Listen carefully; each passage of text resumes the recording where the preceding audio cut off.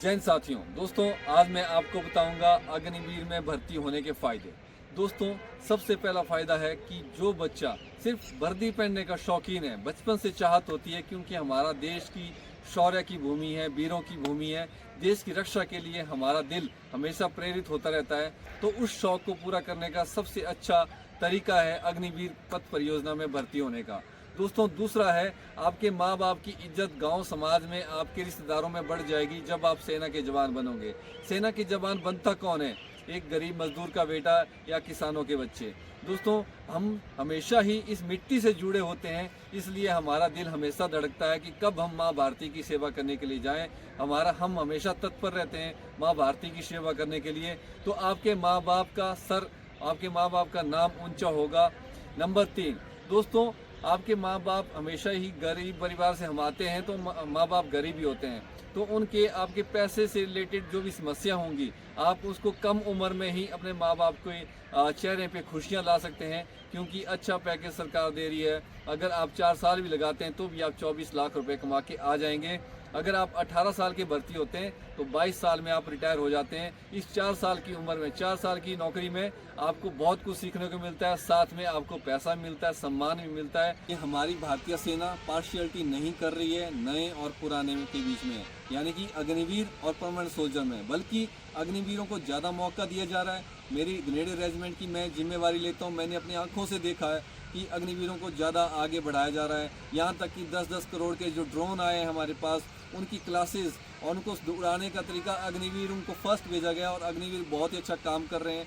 और रही ट्रेनिंग की बात, तो दोस्तों 19-21 ट्रेनिंग है। 19 जो मैंने ट्रेनिंग दी थी परमानेंट सोल्जर को, 19 उनकी है और 21 अग्निवीरों की है। अग्निवीरों की ज़्यादा हार्ड ट्रेनिंग है, बहुत अच्छी ट्रेनिंग है और उनका जज्बा भी बहुत अच्छा है। उनके जज्बे को सलाम। नेक्स्ट दोस्तों, आपका डिसिप्लिन। दोस्तों, हमारी ज़िंदगी हमेशा डिसिप्लिन के इर्द गिर्द ही होती है और आर्मी हमें डिसिप्लिन में रहना, आपकी लाइफ को अच्छे तरीके से जीने का तरीका सिखाती है। और छठा पॉइंट, आपके ऊपर एक सोल्जर का टैग हमेशा लगा रहेगा। आफ्टर रिटायरमेंट भी, जल्दी भी आप रिटायरमेंट हो जाते हैं, फिर भी आपको हमेशा हर विभाग में आप कहीं भी कुछ भी करें, पढ़ाई के क्षेत्र में करें, बिजनेस करें, तो भी आपको इज्जत की निगाहों से देखा जाएगा, क्योंकि आपके ऊपर एक टैग लगा है इंडियन आर्मी सोल्जर का। अग्निवीर भर्ती होने के बाद ये मत सोचो कि हम 4 साल ही नौकरी करेंगे। जिसको एक्स्ट्रा करनी है, आपको विलिंग करके आप एक्स्ट्रा कर सकते हैं। आपको सिर्फ एक्सीलेंट रहना है, अनुशासन में रहना है, अपने सीनियर्स का कहना मानना है। बस इतना सा 3 काम आप ढंग से कर लेंगे तो आप 4 साल से आगे भी करेंगे। और आप ये चीज़ देख लेना, क्योंकि आपका भाई 17 साल इंडियन आर्मी में इंस्ट्रक्टर था, ग्रेनेडियर रेजिमेंट में। मैं 5 ग्रेनेडियर से बिलोंग करता हूँ, आप सबको पता है। तो दोस्तों, मैंने 17 साल में परमानेंट सोल्जर को भी ट्रेनिंग दी है और अग्निवीरों को भी दी है। तो फ़र्क मुझे साफ दिखा है कि जो अग्निवीर भर्ती हुए हैं तो वो बच्चे जो हैं कुछ ऐसे भर्ती हो जाते हैं कि चाव में भर्ती हो जाते हैं। मन की इच्छा कर जाती है कि भर्ती होना, लेकिन बाद में जाके उनका मानसिक या शारीरिक संतुलन सही नहीं होता या एबिलिटी नहीं होती उनके अंदर उस नौकरी को रेगुलर करने की। तो सब उससे पहले क्या था, जब हम भर्ती हुए तो हम छोड़ नहीं सकते थे। अगर छोड़ते थे तो हमें कुछ भी नहीं मिलता था और भगौड़े का एक टैग लगता था कि हम आर्मी को छोड़ के आए हैं। आज अगर आपका मन करता है इंडियन आर्मी में एक्स्ट्रा सर्विस ना देने का, आपका मन करता है कि कुछ और करूँगा मैं इससे जाके, अब मेरा हो गया, तो आप 4 साल में अनविलिंग करके आ सकते हैं। आपके साथ कोई ज़बरदस्ती नहीं की जाएगी। और मैं बोलता हूँ, इस सरकार का बहुत अच्छा फैसला है, क्योंकि हमारे बच्चे एक जगह पे टिक के काम करने में अभी वैसे नहीं है, क्योंकि ये जनरेशन नेक्स्ट जनरेशन की है। तो बच्चे उब जाते हैं एक काम से, तो उनका मन नहीं लगता, तो वो घर आ सकते हैं और अच्छा पैकेज लेके आ सकते हैं। 12.25 लाख रुपए आपको 11,75,000 रुपये सरकार आपको देती है। और आपको मैं अपनी बात बताऊं, 17 साल नौकरी करके जब मैं आया तो ग्रेजुएटी जो सरकार हमें देती है पैसा, वो सिर्फ 7 लाख मुझे दिया गया।